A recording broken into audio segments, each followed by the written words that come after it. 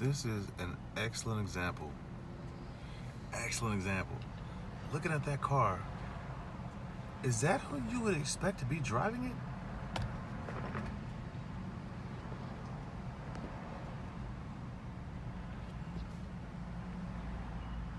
Would you ever think that this lady be the one driving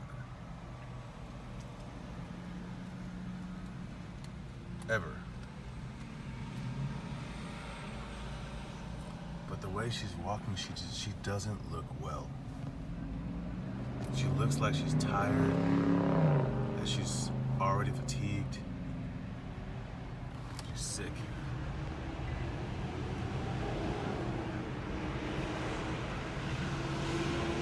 Battling some sort of illness. These people are ordinary people. These gangstalkers are ordinary people. As ordinary gets. And have been exploited or manipulated or tempted or enticed into doing this shit.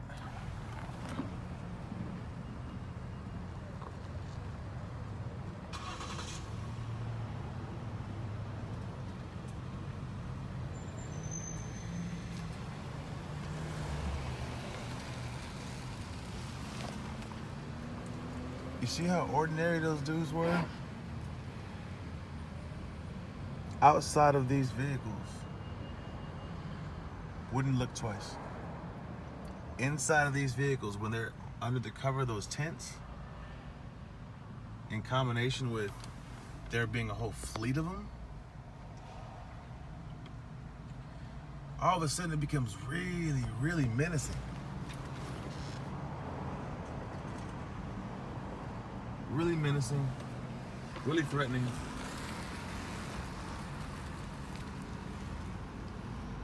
So this lady just, oh, here we go, all at once.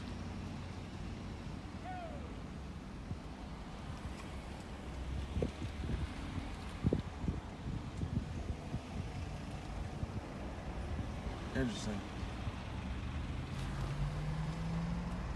Lots of activity all of a sudden.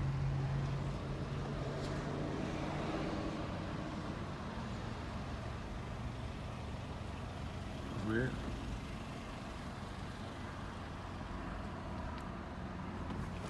But this lady just drove up, parked, and then drove off.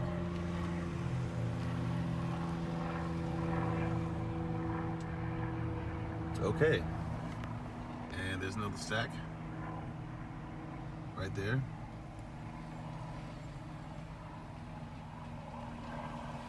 So if anyone thinks that this is coincidental,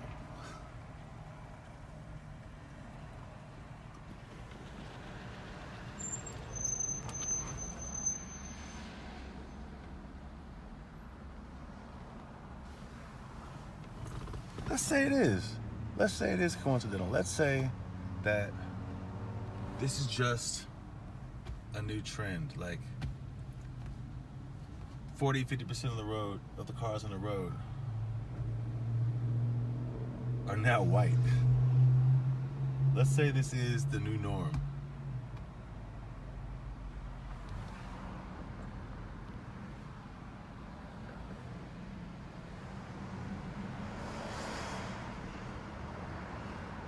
And obviously not, just looks like you just saw now, not all the vehicles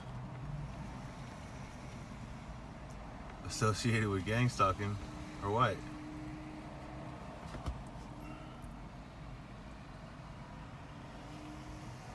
And not every vehicle that's white is affiliated with gangstalking.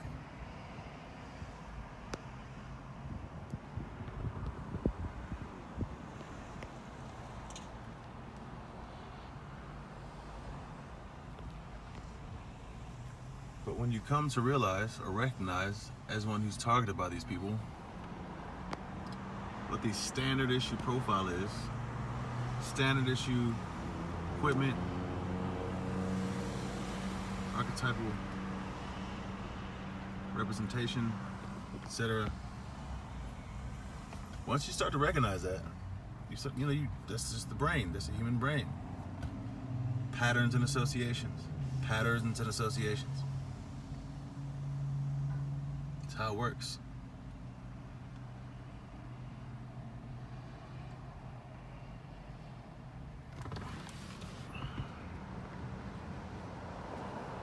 And that whole stack of white vehicles all on the same line. When you see that as one who's targeted, and you know what the standard profile is, how do you not put that together? How do you not recognize that?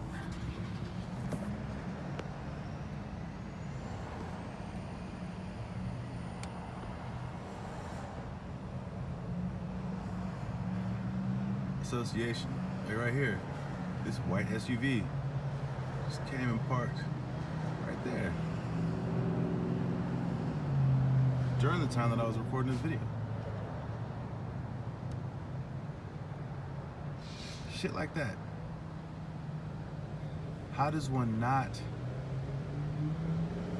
recognize that? But if you could think about it, if you could imagine, anyone around here who is not involved, none of this looks abnormal. None of this looks menacing. And that's why they chose the color white. Because it balances out the dark tints that would otherwise look even more menacing on most other colors, in association with most other colors. So,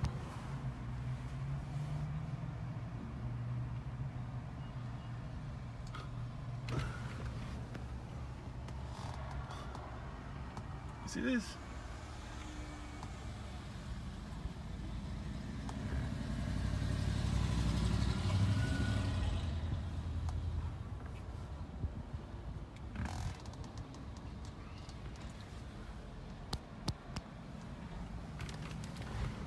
So, continuing.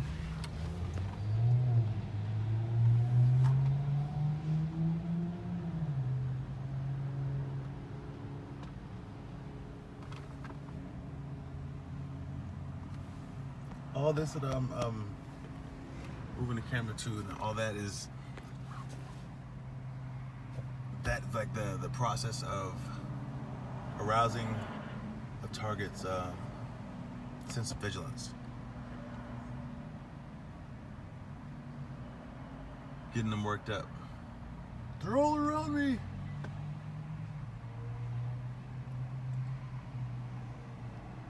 Trying to elevate their sense of pending danger and threat of harm, elevating it beyond the threshold of their fight and flight response. So they just cannot stay in this position. They cannot stay wherever they happen to be. That's what they're trying to do right now.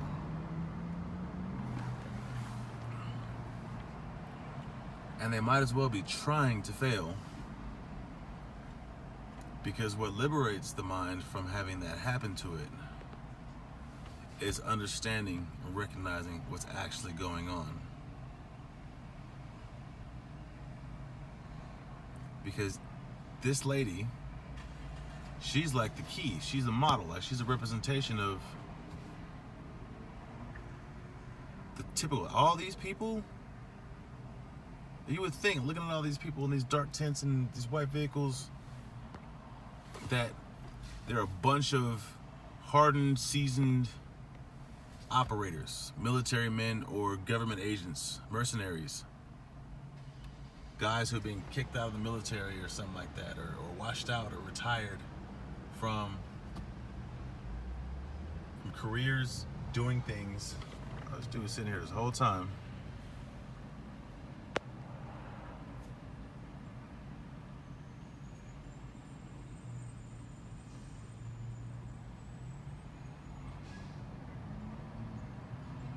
He was sitting here this whole time and is now backing away. What?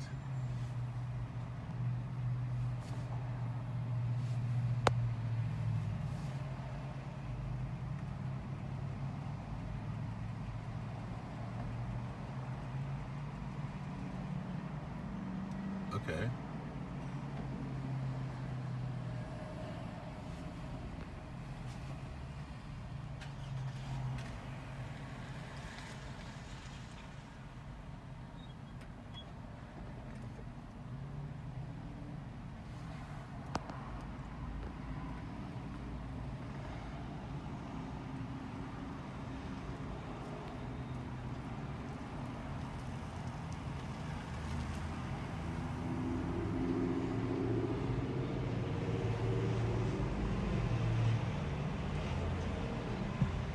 Got the hat real low, partner. Real low.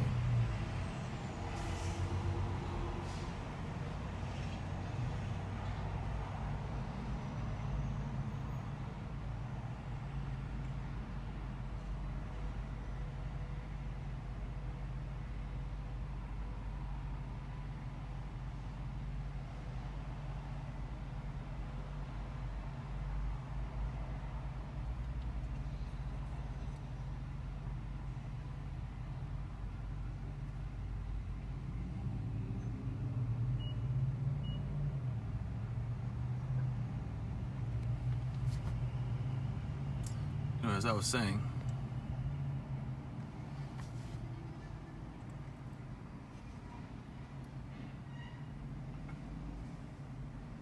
until you realize that not only are the drivers of these vehicles not hardened, seasoned, highly trained operatives,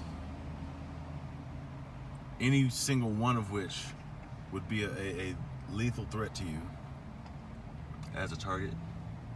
Once you realize that it's actually the inverse opposite, they are the people who are least capable out of all the different profiles, types. They are the least threatening. They represent the least threat, possible physical threat, without the aid of a gun. They're the really, really, really old or really sick, acutely unwell, or social outcasts, that they're just born with, disfigured, a body shape so odd and unusual that it's really noticeable. So their personality develops around that. Their quality of life is determined by that.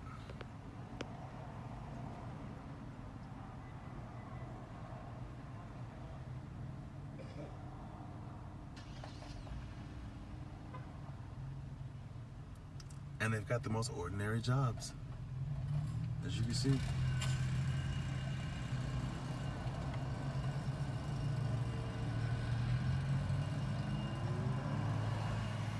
But until they got out to start doing this, they were sitting over there in that van. These two guys were over there in that van for over an hour. So, waking up to this, what would the average person think? Someone who's targeted, someone who's under constant surveillance 24/7,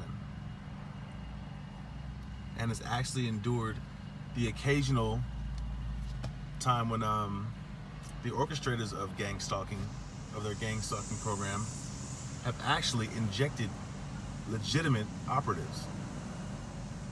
Real life, like, shit was going down.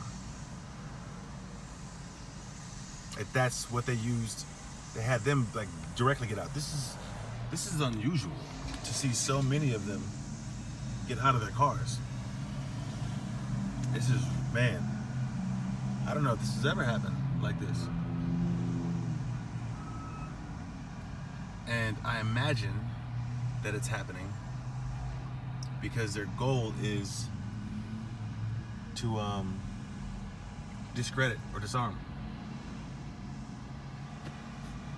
Take the punch out of my testimony. They incorrectly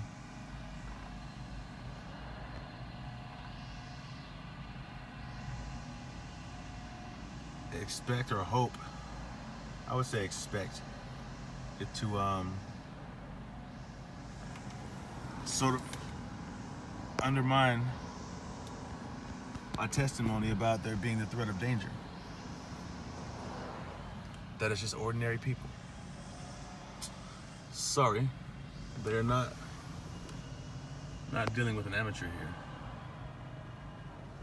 It's not gonna work because it's not about it being a real threat. That's what I'm saying. Most of the time, with rare exception, it's not an actual real threat. But the unbalancing aspect of it, the aspect of it that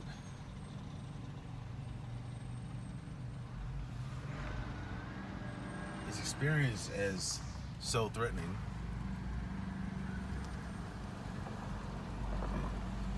is the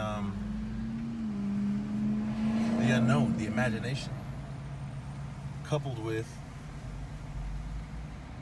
what most likely was an introductory, like being inducted into the program, the Gangstalking program. It was inducted by actual either military or ex-military. They wouldn't be military. They would not be military.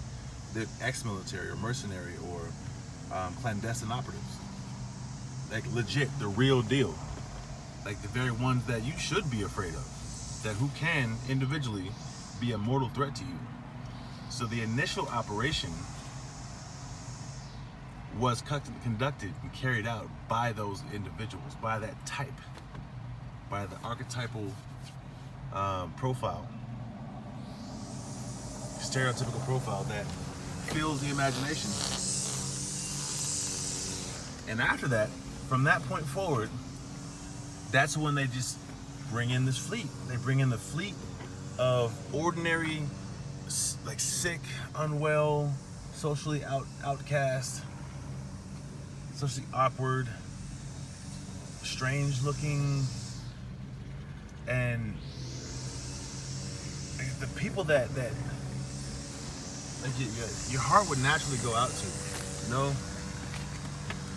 Like when I'm being aware of how they're being exploited, it's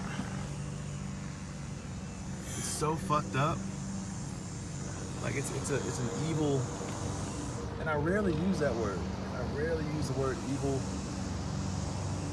because it's abused, it's overused, it's used as a weapon. It's used as a weapon far too often. It's a word that's weaponized far too often to just sort of condemn someone.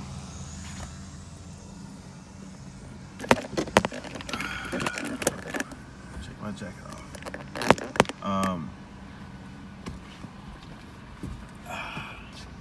Damn. It's used far too often, and it's too emotional. It's like it's too invested. Whatever they're labeling as evil, it's almost like they're trying to destroy it with words alone. They're trying to curse it. You evil thing, this is evil. Everyone, evil.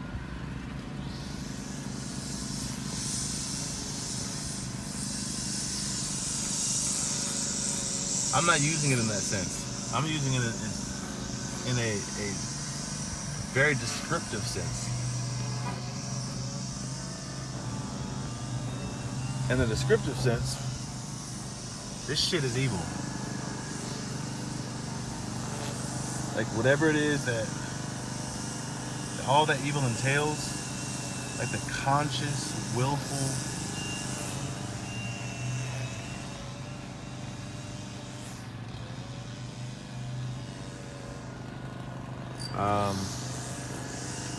lose my train of thought. Conscious, willful, like cold-hearted, just it's some sort of act or decision that affects people, like it harms people to a profound degree, and it's carried out on a large scale. To me, that's what defines evil. Like willfully causing a profound amount of harm to others, and it just being factored into whatever program or routine. Like it's a routine, it's something repetitive and by design, and carried out anyway, carried out despite the damaging impact that it has on the people involved. You know, like child labor, that's evil. You know, wholesale murder, that's evil. Serial killing, depending on the targets, that's evil. Because by definition, functional definition, soldiers and Marines are serial killers. No question about it. And their career, our career was, at least mine was, and theirs is and was, to kill the people that were ordered to kill. A series of them, if necessary. During war, during a battle, that is your goal, to kill as long a series of combatants against you as you can possibly manage. Primary goal. That's what defines success.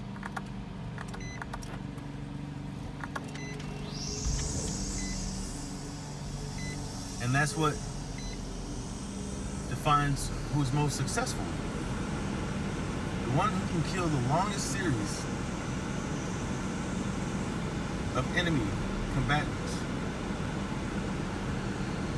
in a short amount of time. That is what defines a super soldier, a superior warrior. Nothing else. Nothing else.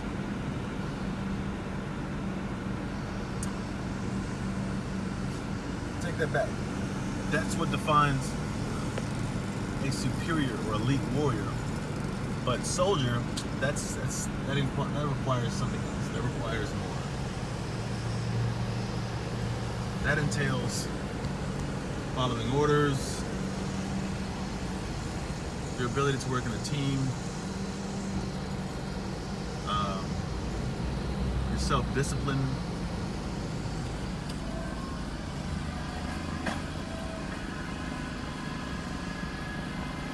so if none of these people in the white cars got out of their car right now, if they weren't getting out of their car, which they never do.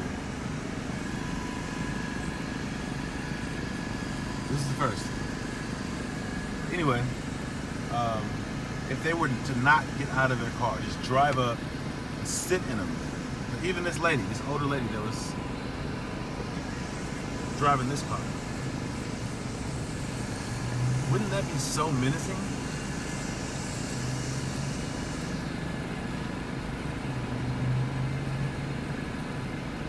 Wouldn't you imagine that one, it's a man,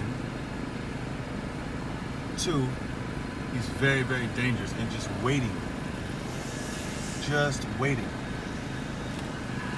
for permission to come after you.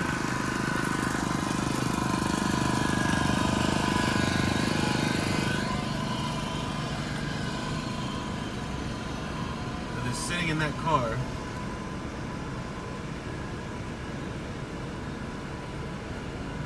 fantasizing about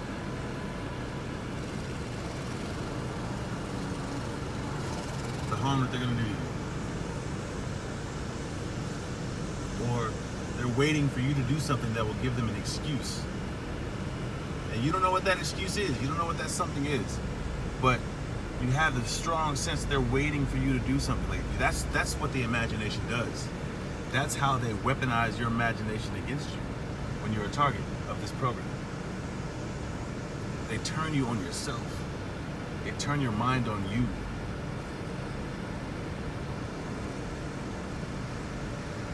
by using the truthful way that the mind works, how the brain learns patterns and associations. Oh, they're gonna do this for me as well? Nope. Yeah, patterns and associations. So that's the standard way that the brain learns.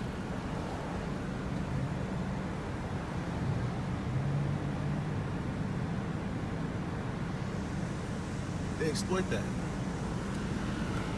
They exploit that.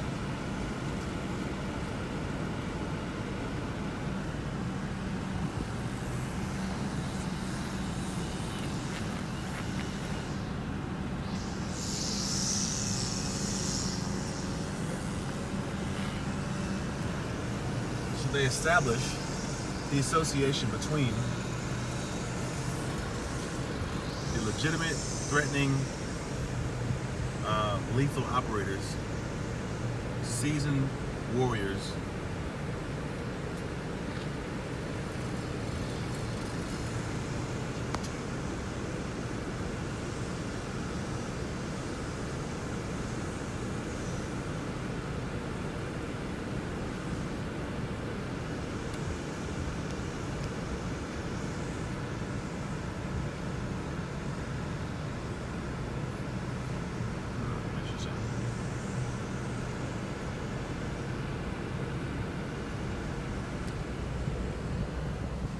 Okay, now why did that van not just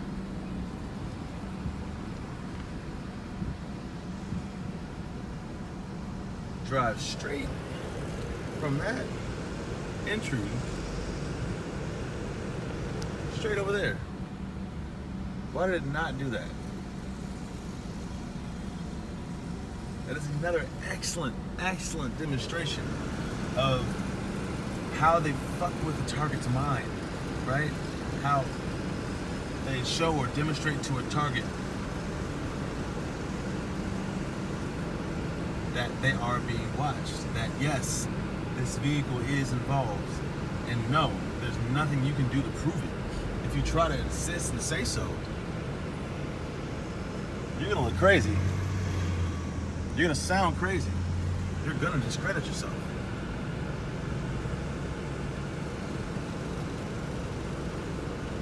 So, being an intelligent person, which virtually every targeted individual who is subject to this program is, that is one of the standard qualities that are present the person has.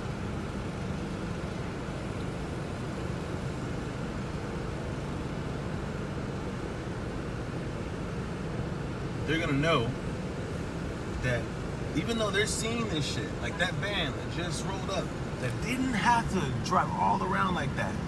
It didn't have to circle around here and then cross right in front of me and then park at a position that they could have easily driven straight to from there to there. Entirely unnecessary. But again, if they're not getting out of the vehicle and there's been an association established with legitimate lethal operators and then replaced with these ordinary, non-threatening, like the least threatening people that you could possibly imagine, and just have them follow the person, follow the target around the clock. Never get out the car, never reveal who they actually are, what they actually look like, but like that. Like this car's been sitting there since I woke up. Wasn't there last night. Now, what's the natural thing the brain is going to do, the mind's going to do? Associate those characteristics of that vehicle and that vehicle and that vehicle with the program, with the operators, with the only people that they had seen come out of these vehicles.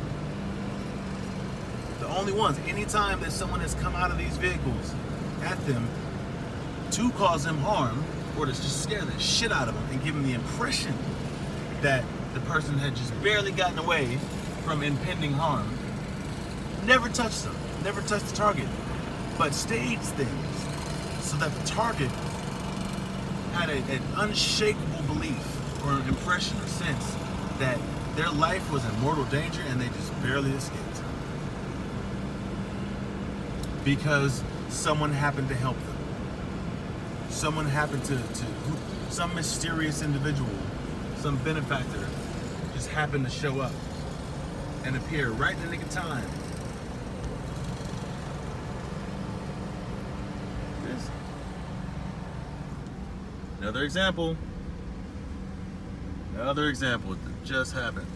That dude drove from here all the way around through here to park right there.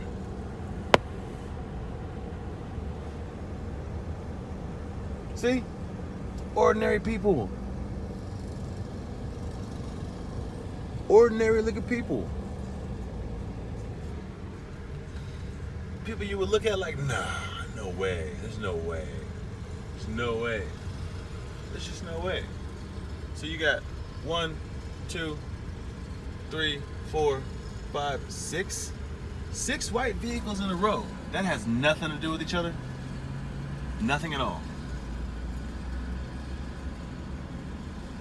7, 8. 8 out of the, what? How many more? 8 out of the, there's a dark one behind the van. 1, 2, 3. This is white too. Shit. 9. This is a little dirty. 1, 2, 3, 4, 5. So there's 9 white vehicles in this parking lot around me. And all these white vehicles swirling around me. Look at this.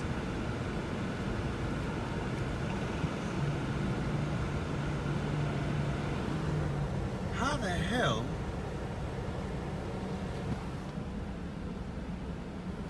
could this possibly, see there's another truck parked. How could this possibly be natural? But look at that. Ordinary.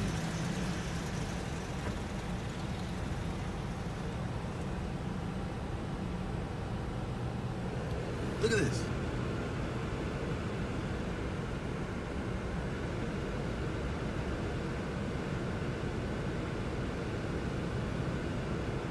See this?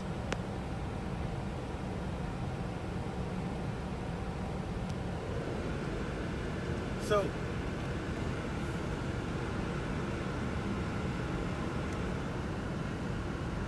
imagine being immersed in this, and the only association for your mind that your mind has for who is driving these vehicles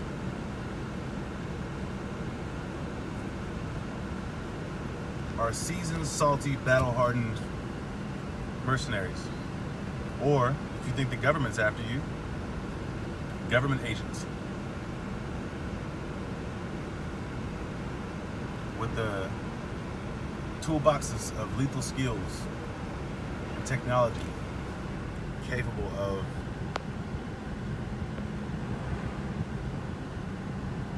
rendering you unconscious or taking over your mind or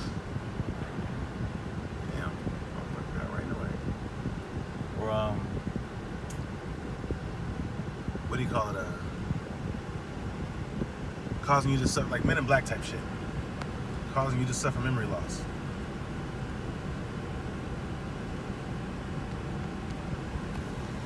Picture that. Picture being immersed in this shit. You go crazy. Like the average person would legit go crazy. They'd sound crazy, and then they would. Their mind would start anticipating and expecting and interpreting all these events as most certainly lethal. That there are all these people that want to kill them.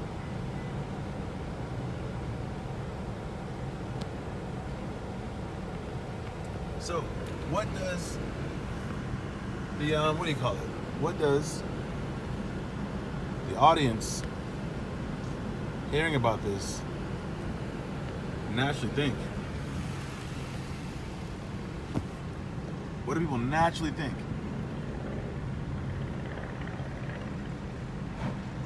Like, okay, man, just think about this. This is them. This is them. Man, come on. Why you? What are the odds of what clearly has to be the government? Because the government is the only organization with this kind of resources.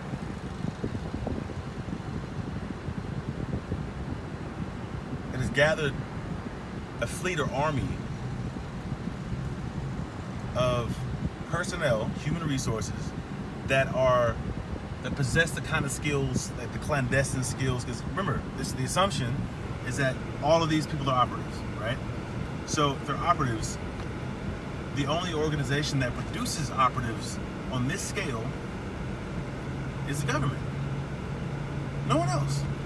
Now, they go from the government to civilian jobs, mercenary, intelligence services, contracted corporations that have contracts with the government to carry out intelligence services, like subcontracting and all that, over and overseas in war and all that. And they hire these ex-soldiers, ex-operatives, or they go straight into the CIA or NSA or FBI. So, government, like, ultimately, no matter what, the presumption is that the government is a source. And considering all the personnel involved in this,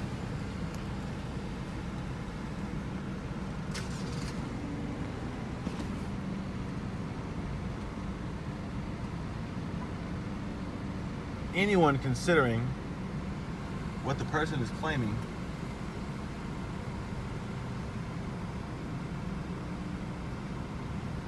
is going to just perceive the very notion itself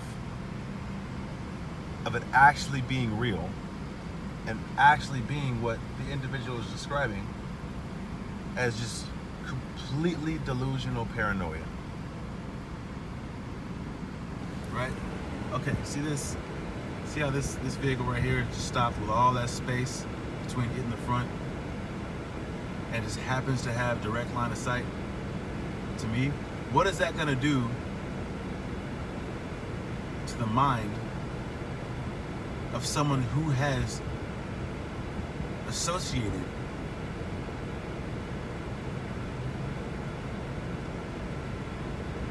whose only association with these vehicles, with the people in these vehicles, are the experiences, the past experiences, the initial one first, of legit operatives, like authentically dangerous operatives.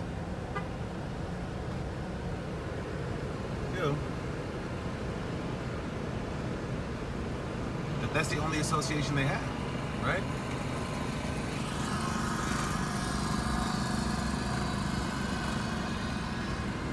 The only association.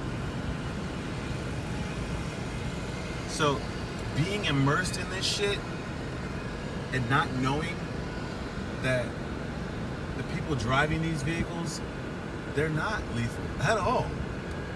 At all. What they're armed with is disruptive technology. Like, they're trained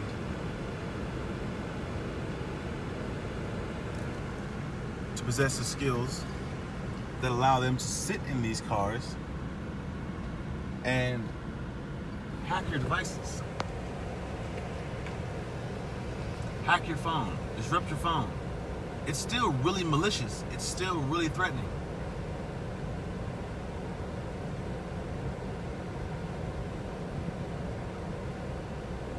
See this? Now, again, someone who is targeted by this program, they would be seeing all this themselves. They would notice. They'd be hyper vigilant. Now, how would you feel if you suddenly saw that SUV, this white SUV, roll up and park right there?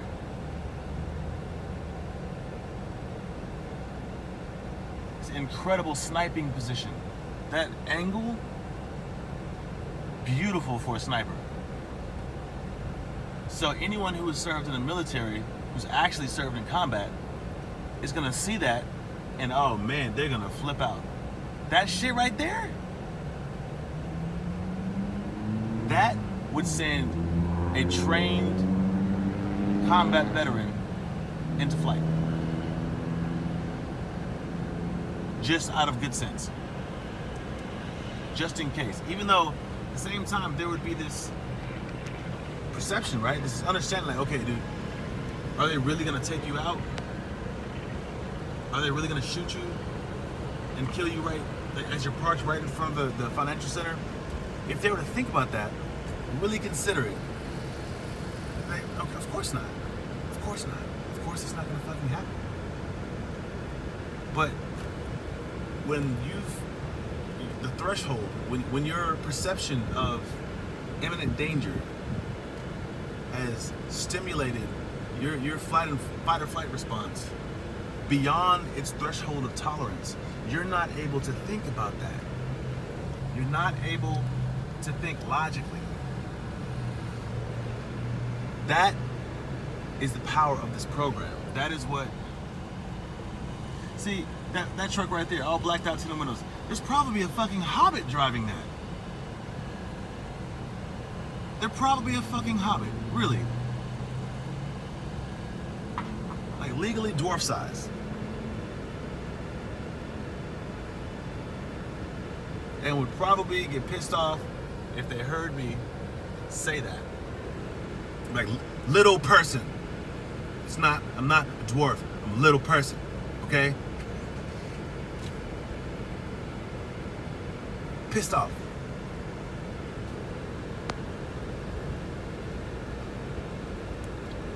But when your fight or flight response has been triggered, you are incapable, entirely incapable of considering that.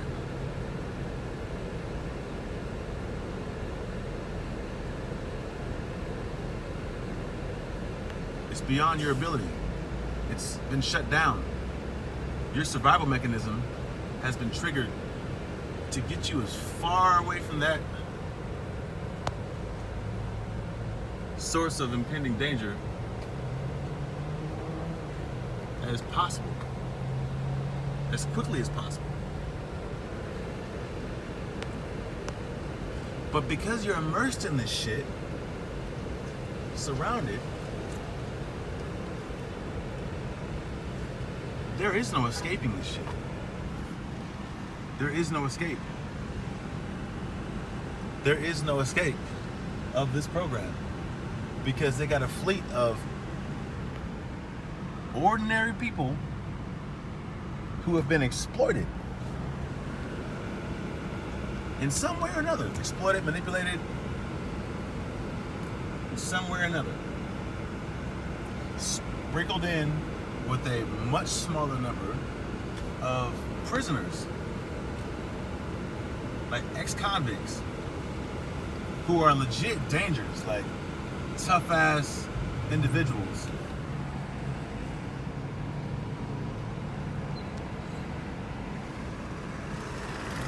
Right there. White vehicle, tinted out windows, tinted windshield, parked right here, direct line of sight, right? So, once again, another example. What would happen in the mind of someone whose only association with these vehicles were the operatives that inducted them into it? What would they think? Like, damn, man, these fucking killers, these people that can legit kill me, obviously capable, highly coordinated, very well trained. Like, they put on a show. Your induction is a show. It is a full-on, like, you're in a movie. It's full on, man. But it's all theater. All of it's theater.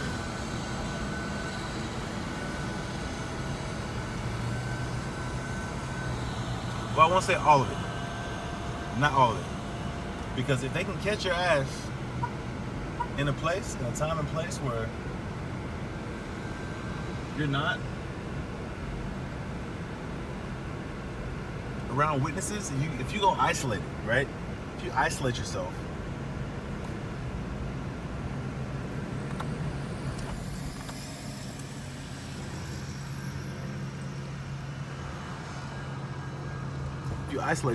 and try to actually escape them, all that's exactly what they want.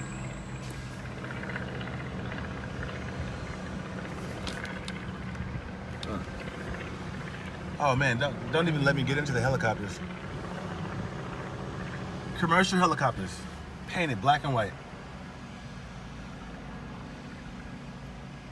Not all of them, but the first ones I initially saw tracking me were painted black and white.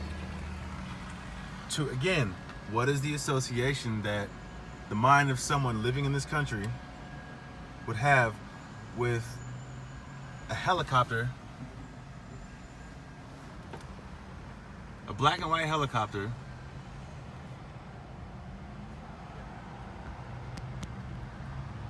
following them, like legit following them? Why? Again, it's all about stimulating this person's fight or flight response to get them to act erratically, to get them to panic, to get them to flee, to get them to start telling people that the government is after them. Because isn't that like the coin, like the typical stereotypical behavior that's ridiculed more than anything else? The government's watching me, they're after me. Okay, then people are like, okay, so what, man? Do it. Calm down.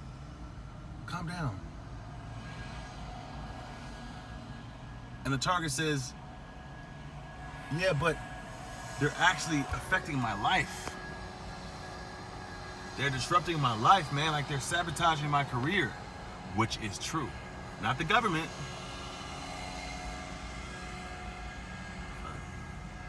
Not the government.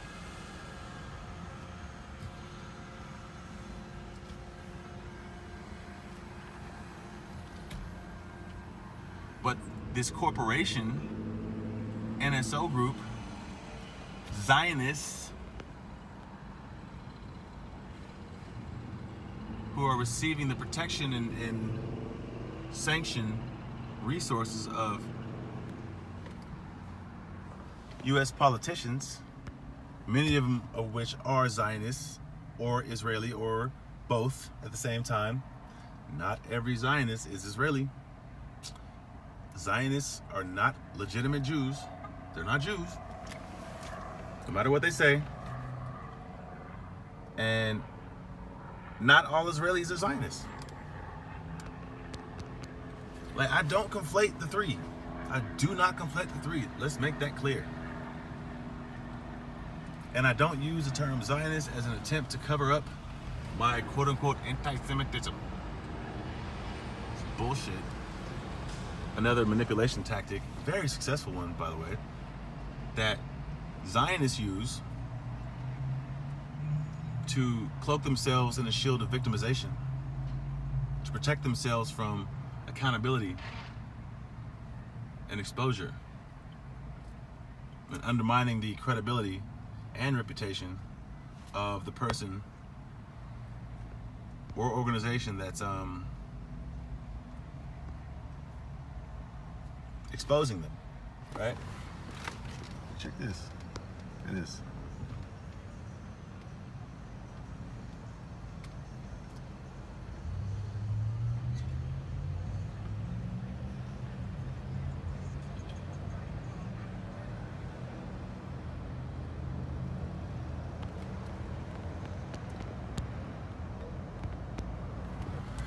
So,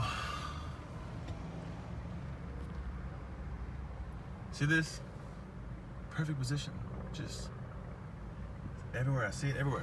Look at this from my perspective right now, right?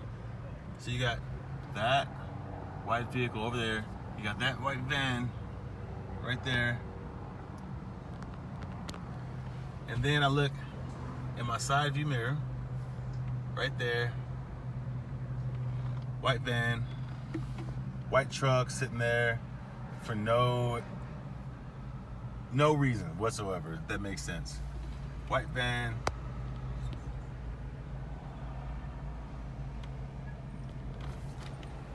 Oh, I forgot.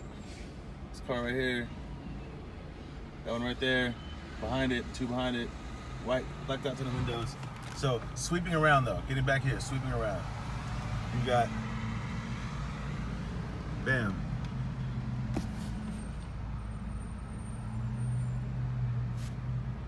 White Jeep, blacked out tinted windows.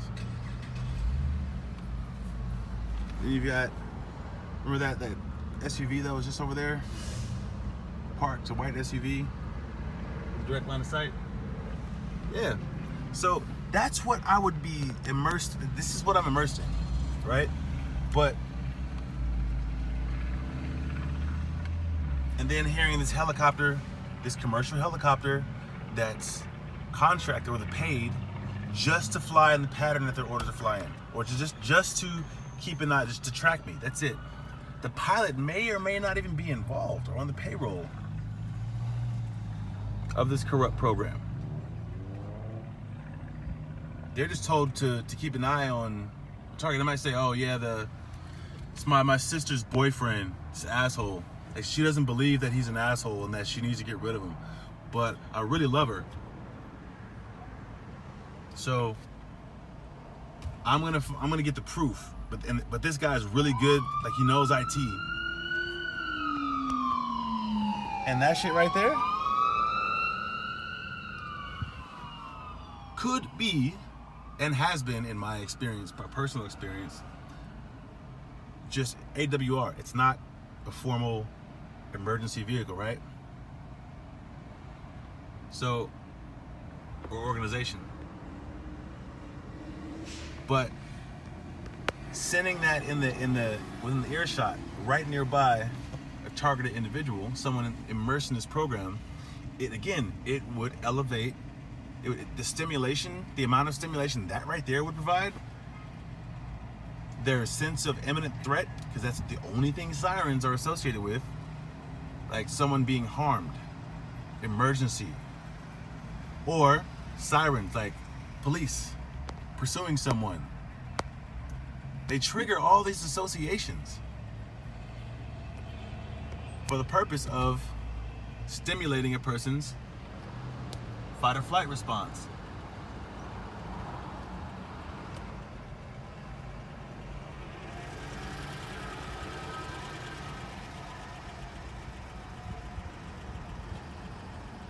Like, no matter what, even though I'm talking about this and I'm aware of it, as soon as I heard that siren approaching and passing close by, my heart rate went up.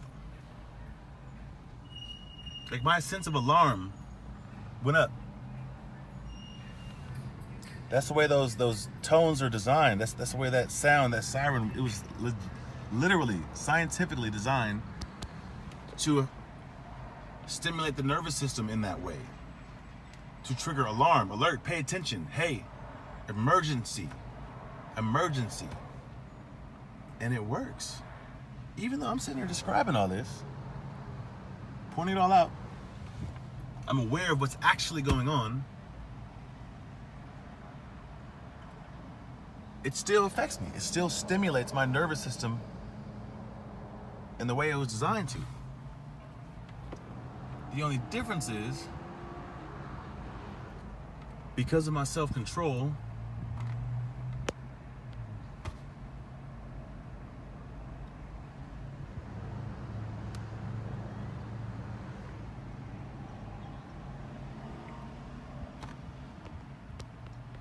I'm able to contain that response, for one. And two, the amount of stimulation that they require to trigger my fight or flight response is enormous. Enormous. the last time I can remember them doing so effectively, like to get me to just run, just keep running, was when I left the Bay Area. Because I didn't know that it was actually a bunch of civilians, like the weakest, least capable of harm people that society has to offer. I didn't know that they were the ones behind these tents. And those tents. And those tents. And those tents. And those tents. And these tents. I didn't know that. Because my induction had been carried out by legit operators, like legit agents or ex-agents or mercenaries. Like, I know what I was dealing with. I know what I was looking at. They were the real deal. Retired. I'd say retired for sure, but they had the training. They carried themselves in the way that salty ex-soldiers carry themselves. Not Marines. None of them that I've seen were ex-Marines, were former Marines. I don't know if this corporation, I don't know if these people can are capable, or how successful or effective they are at recruiting former Marines, unless that former Marine has been washed out or kicked out or something like that. It's hard to fathom the notion of any former Marine actually doing this, like agreeing to do this shit. It's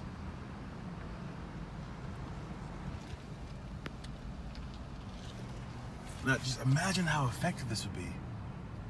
And these people, all they were told to do, obviously, were to just park this vehicle, which is probably not even theirs. Most likely, they don't own this Jeep. They were just ordered to drive this Jeep, come to the bank, do whatever, inquire about services, inquire about a loan, whatever, like go through the steps. But make sure they park within very close proximity, right behind me.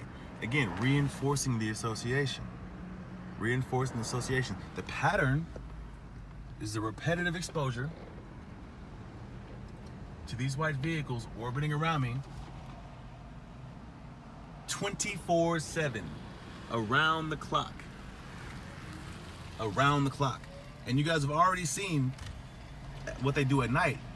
They make sure, in order to distinguish themselves to the target, that they do this while keeping their engine running and the lights on, the headlights on.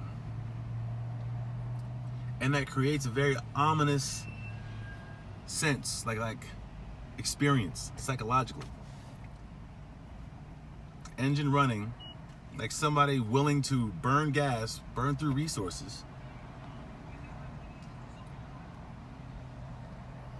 while they're sitting there watching you. Again, you would think in your imagination, because the only association you have, or the primary one you have with that, is from the movies. That serial killer, or that, organized crime syndicate, which this shit is, for sure.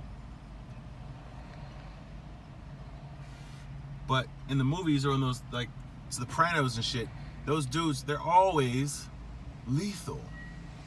Like, the association with anyone willing to do shit like this, is the physical characteristics, or are the physical characteristics. That profile.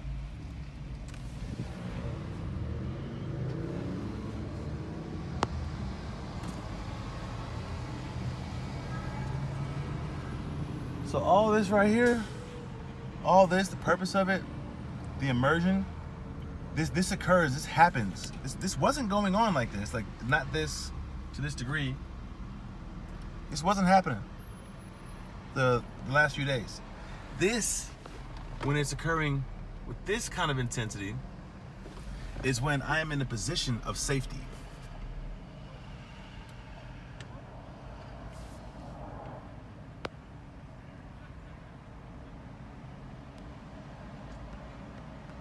When I'm in a position of safety and they actually want to move on me, but are unable to, they invest a whole lot of resources, like more than usual, to the task of triggering my fight or flight response.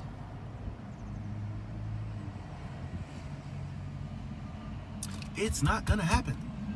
I can tell you right now. Like it's agitated. I can feel it. Like it's sense it. It's agitated. It's like it's being stimulated.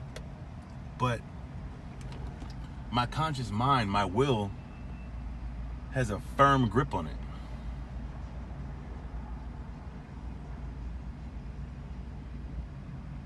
Because they're gonna have to prove otherwise. They're gonna have to create a new association for my mind of me being shot while I'm under the protection, while these like I'm in a parking lot like this, while I'm in what I perceive to be a protected status, because these cameras are trained on me. And I wrote, where's that note? I didn't even show that note yet. Wrote a note, held it up in front of the ATM camera the other night, so that if I was killed in this area, investigators would naturally look at the video footage from these ATMs, because they had line of sight, or at least perspective on it, and they would see that I had left that note, what I had written in that note.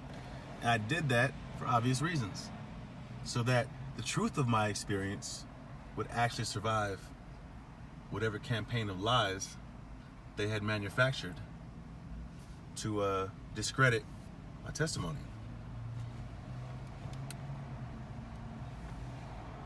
So all this shit they're doing, they're just burning resources, and I'm happy to do it, because all the resources that they're burning against me are not available for someone else who's less equipped to handle it.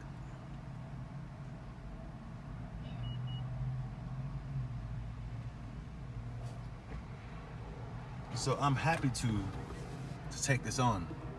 Well, honestly, nah, fuck that. That is an exaggeration. Excuse me, forgive me. That was a bald-faced lie. I am not happy to be doing this shit. I'm not.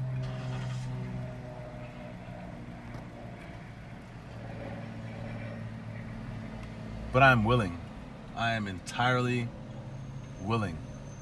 Unflinchingly willing. I don't hesitate. If there's a situation in which something is occurring, someone is being victimized unjustly or targeted unjustly for mistreatment or harm, which is what this program does all around America and different parts of the world as well. This is a tool of corrupt rulership. This is what Zionism, this is what Zionists, the Zionist political party, agenda, regime, this is one of their tools that they use to eliminate their political opposition that represents a threat or is damaging the continuity or undermining the continuity of their rule, of their agenda. And that's me. That I fall under that classification.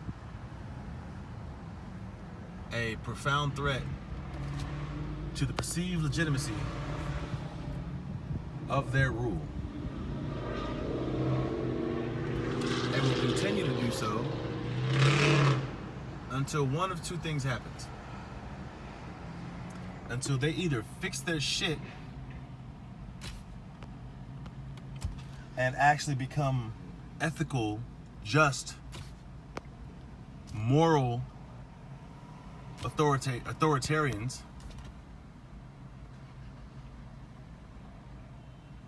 and defend and provide justice and fairness and socioeconomic equality of opportunity and justice under the law, and stop giving themselves like special privileges and protections and using that shit to just romp around the world, serving their own interests, harming people, taking from people, exploiting people. They stop doing that, no problem. I wouldn't have anything more to say.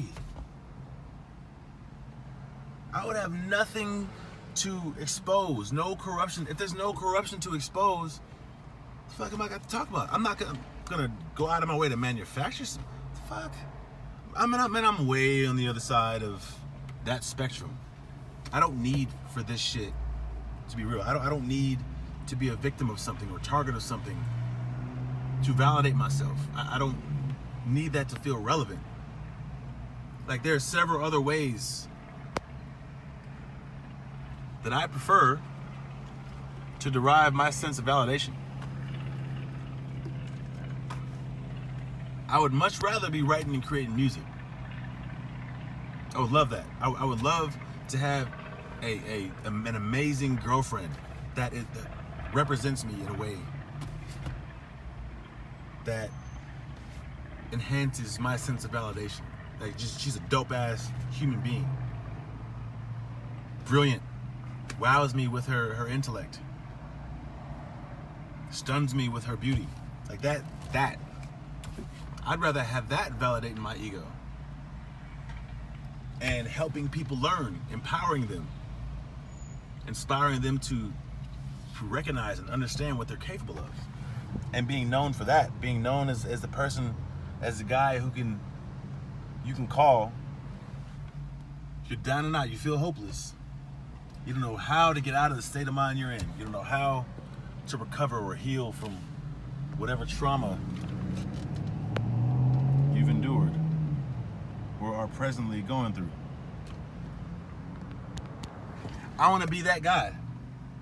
You know, the Tony Robbins, what do you call it? What's the guy's name? Deepak Chopra.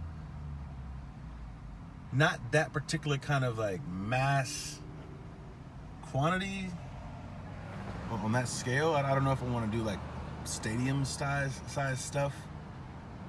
That does not appeal to me at all. I don't want fame. Definitely don't want fame. But I do want to be identified and recognized for my ability to help people, because I know that I can help people. I know that I have that. I've developed that. I've focused years, dedicated years to learning how to do that, to be effective at that. So that's the work that I want to do. I'd rather have that stroke my ego, so to speak, than being the target or victim of some bullshit. So, if that has ever occurred to anyone, obviously it would occur to someone who doesn't know me. It wouldn't occur to anyone that does. But to people who are just sort of coming along or coming across my material, that would be a natural and understandable question, like suspicion. It wouldn't make sense for anyone just coming across this content to not. Like, it would be foolish.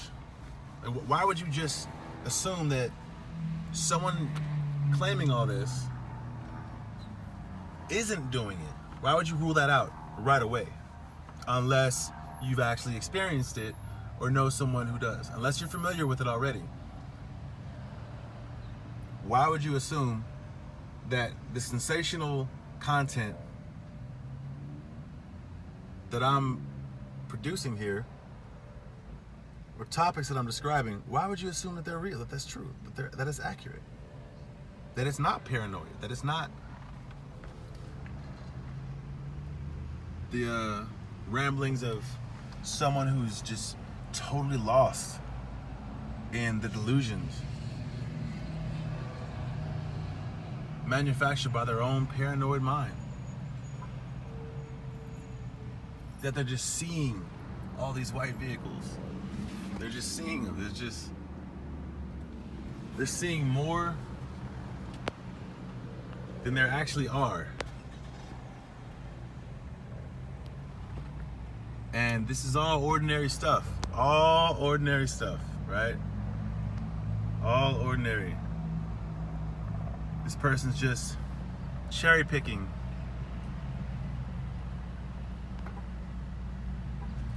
Cherry picking these examples, like these white cars, and exaggerating how many there actually are that fit this description and behave the way that they're saying these cars are behaving, right? They're just imagining it.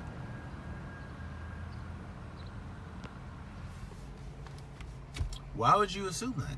Why would you assume that what I'm describing is actually legitimately real? Because then, follow-on question, like, okay, well, if it is happening, why? Why you? Why you? Why you?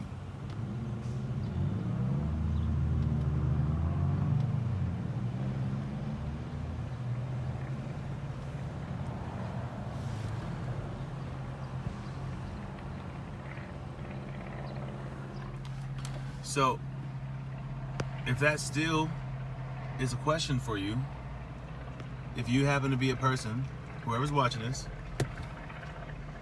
if you happen to be a person who hasn't gone through my past material, my recent material, or the material that the content that I've produced and published and shown and shared over the past year since I've been immersed in this program,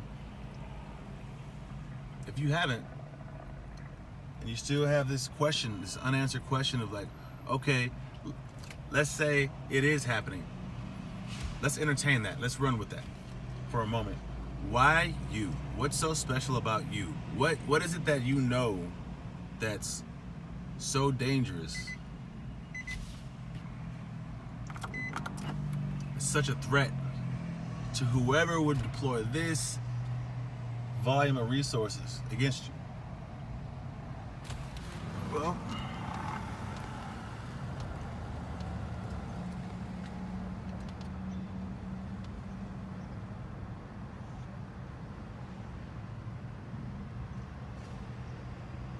that was fast. I was wondering how long it would take. Oh no, no.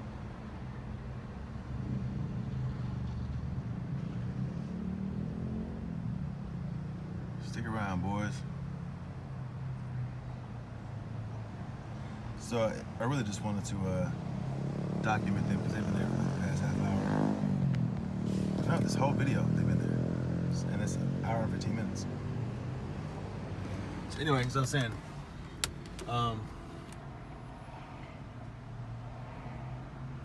the people who have the question unanswered, why? What would justify it? Well, Pegasus spyware program is worth hundreds of millions of dollars annually. From what I read, I think Saudi Arabia paid them a $55 million contract to lease their spyware, to lease Pegasus, to go after their political opposition without tracing back to the Saudi regime, wherever it happens to be in power right now.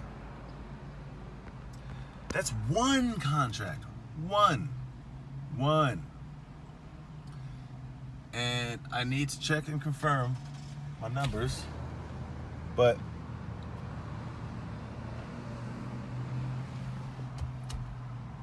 I think Citizen Lab, citizenlab.ca, that's the website, citizenlab.ca, said they've traced Pegasus to operating in Pegasus activities occurring in like 45 countries. And that article is maybe, this is months old. They aren't necessarily like sanctioned or approved by all those countries. They were found being active in it. They had targets who were in those countries. But I think it's like 30 something of those countries have contracted NSO Group.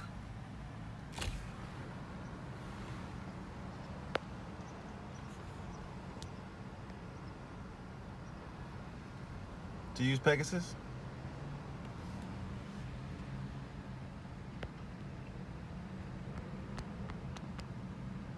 On their behalf, to help them preserve their power. So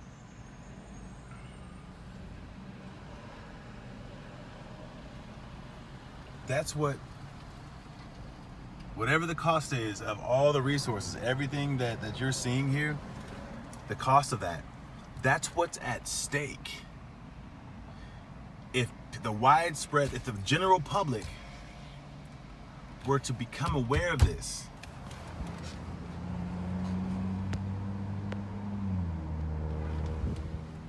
sort of like the concept of Trojan virus. The world knows about Trojan viruses now, right? It's well fixed in the minds of people since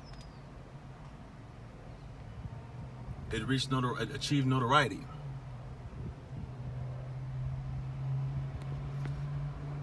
So if that happens with Pegasus,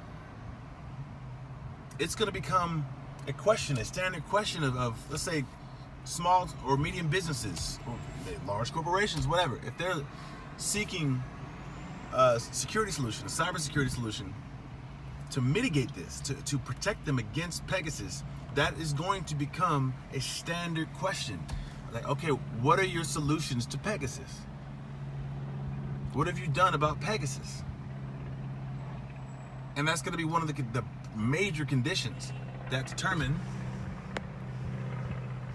whether a cybersecurity contractor or service provider is going to get that contract. If they're able to provide an adequate solution to what Pegasus is capable of. That's what's going to occur if it becomes widely known, if the full gamut of what it's capable of and how it's used, if that becomes known to the general public, and people start asking questions, like it's coming from a bunch of different sources, then naturally, NSO Group is going to lose a hell of a lot of money. And I'm talking about long term, right? So if this goes unopposed, the longer this stays secret, the better their reputation is. Because they're going to reveal to their clients the full extent, like the full range of capabilities, like how widespread Pegasus is, like how many devices it's currently infecting, and whose devices it's infecting. You know, famous people, powerful people. Best of all would be the ability to provide a demonstration to their prospective client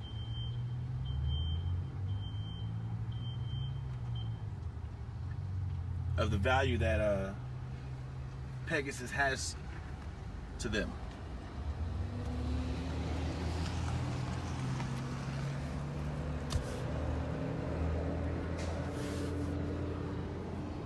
Check that out. You see that shit?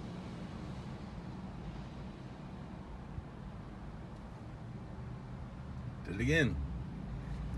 Backed out of that spot there. And drove right here. Right next to me. Just to swing around the other way. Another example of them just agitating, trying to agitate the person's fight or flight response if that person is in a legitimately secure, safe position. They can't move on without extreme liability Extreme costs. Unacceptable cost. Now, that truck right there has been sitting there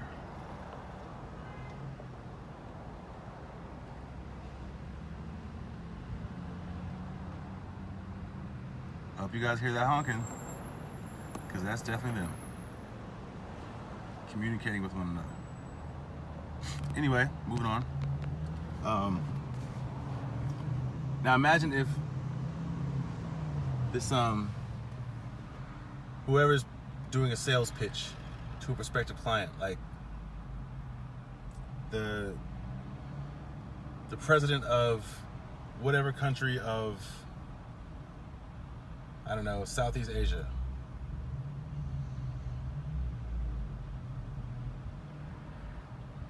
And NSO Group is sent in a representative to pitch Pegasus.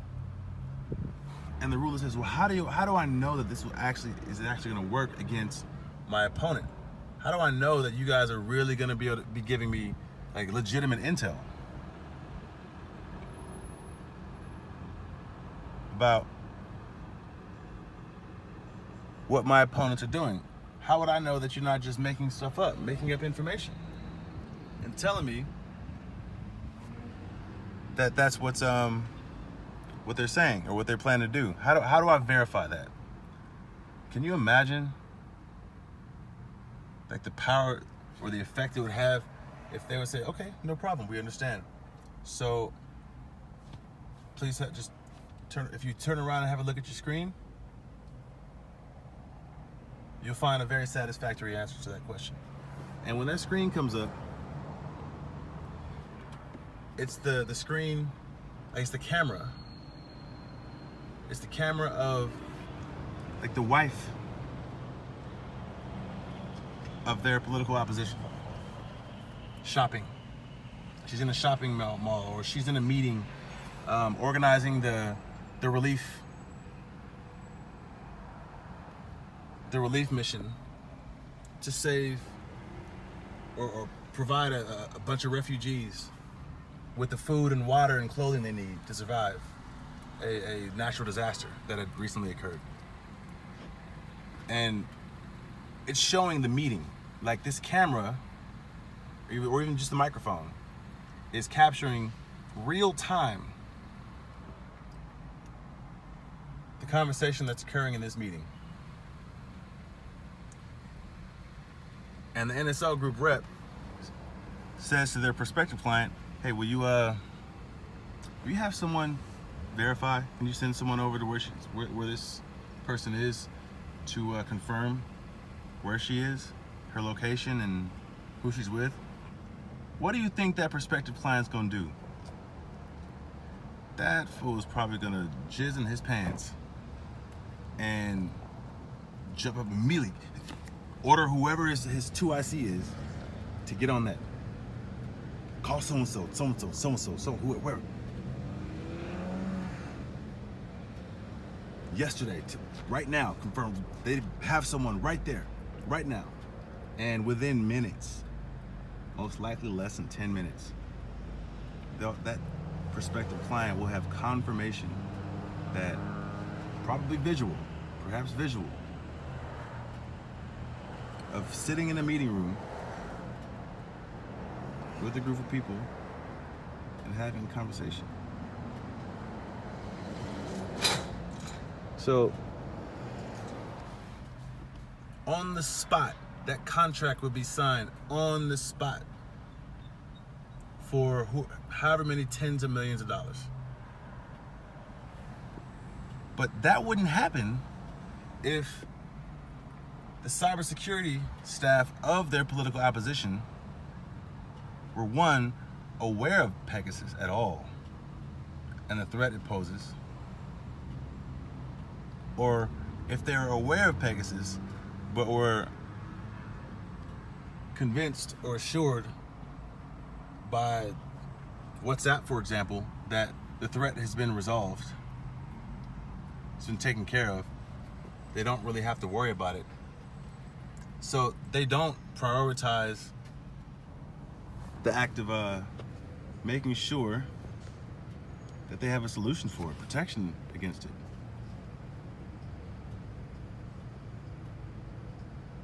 Because if they did, if they were aware of how powerful Pegasus is, how widespread it is, and how it can and will be used against them, if they don't protect themselves against it,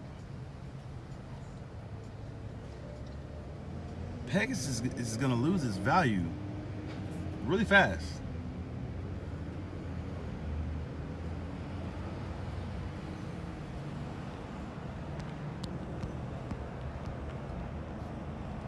So that answers the question, why me?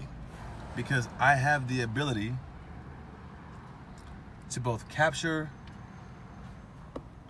organize, and present not just the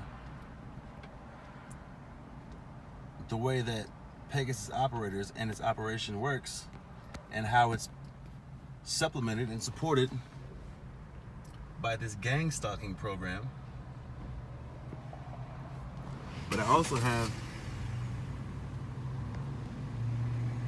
the technical expertise of my career as an IT network security engineer. Skills that I learned as an active duty Marine.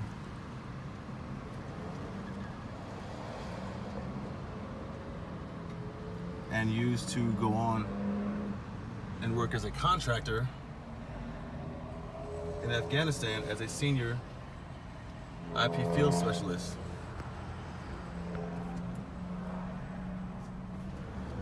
So I also have the ability to provide the technical evidence, supporting evidence, damning evidence of the way that Pegasus works against devices.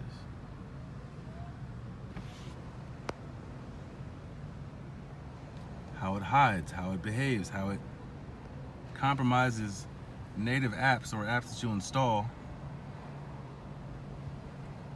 rips them all out, replaces them with what it calls or defines as a short version of the app. So the app retains its shell and its overall functionality, but has been improved upon so much that it requires much less data storage than the original app. So it retains the functionality. Basically, they have better programmers. Programmers who have more time to optimize the app so that it takes up more space, uses less of the phone's resources. And by doing that, by developing improved, more efficient apps that their targets use, they're able to replace the target's apps with their smaller version that takes up less resources, and then those resources become available to them because they transfer the data, and the data from Pegasus, part of it is stored under or within the container of that application, that improved application. So the phone, the device doesn't lose any functionality that the user expects until Pegasus operators deem a particular function of an application a threat or something that needs to go. That they don't want that particular function to work. Like the other night when the video app or the video function, the video recording function of my camera app on my iPhone completely disappeared. Completely gone. Like it wasn't even on the interface at all. It wasn't like the camera app was gone, and the camera worked just fine. Just the interface did not include, it was entirely absent of the video recording app or the video recording function. So if they know a target has a tendency to record video and they want to eliminate that, or they want to be able to remove that ability whenever they plan to actually move on their target and take them out or kidnap them or whatever, do something to harm them, and prevent any evidence of the event from being captured. The camera version, or their version of the camera app that has full capabilities and functionality otherwise. As soon as they decide that they want that video recording function to not work or the person to not have it, they don't just disable it, they remove it altogether. Like, their version of the app is capable of just having that function turned off. It's polished, it's refined. And then they move on the person.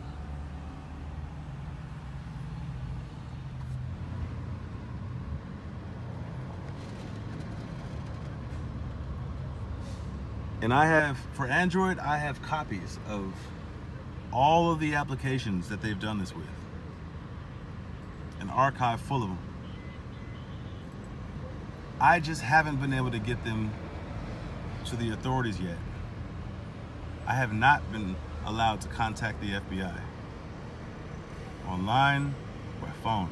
And when I walked into the building, the federal building on Wilshire, I was told that they don't accept any walk-ins. And that they didn't have a phone inside the building that would allow me to call the FBI.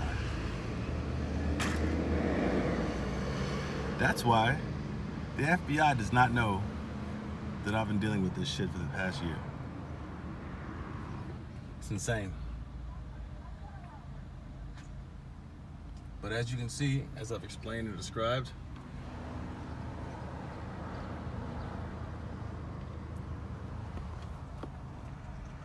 this shit is very real. Very, very real. Signing off. Strength and honor.